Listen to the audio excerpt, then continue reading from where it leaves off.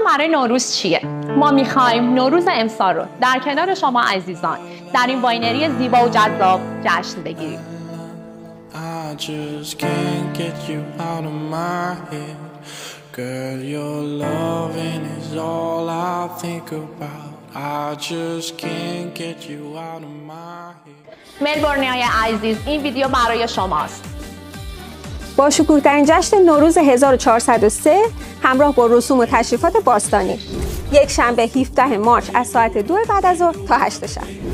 خدماتی که در این جشن در انتظارتون هست: برگزاری مراسم در این واینری فوق‌العاده، سفره 7 سین جذاب، میز مزه متنوع، بوفه ناهار مفصل همراه با غذاهای نوروزی، ویلکام درینک، دیجی و همراه با رقص و پایکوبی و شمارش معکوس با آهنگ نوروزی، فیلمبرداری و عکسبرداری از تمام مراسم و اهدای یک عکس با سفره 7 سین به ازای هر خانواده.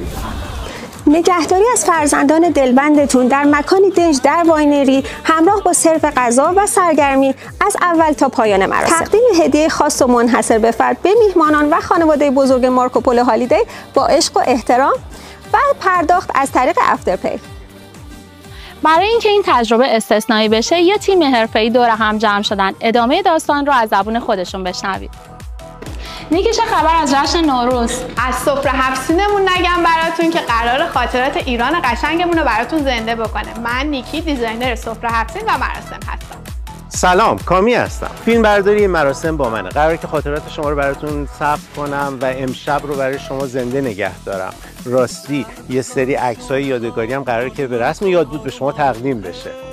خدا هستم. قرار موقع رقص و پایکوبی و کنار سفره 7 سین ازتون عکسای زیبا بگیرم. افسانه هستم. با یک ناهار مفصل و میز مزه متنوع در خدمت شما عزیزان هستیم. منوی متنوع ما شامل باقالی پلو با ماهیچه، چلو جوجه، ماهی تهچین و مخلفات هستش.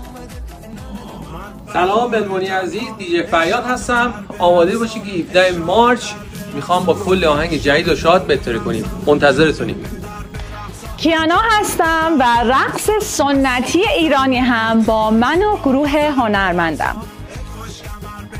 با سلام، منم آناهیت هستم و به نوبه خودم میخوام بهتون قول بدم که نگران فرزندان دلبندتون نباشید، چون مربی‌های با تجربه ما قرار هستش که در یک محیط امن با کلی سرگرمی و غذا و بازی‌های متنوع بچه‌های شما رو سرگرم کنن تا شما بتونید از شبتون لذت ببرید.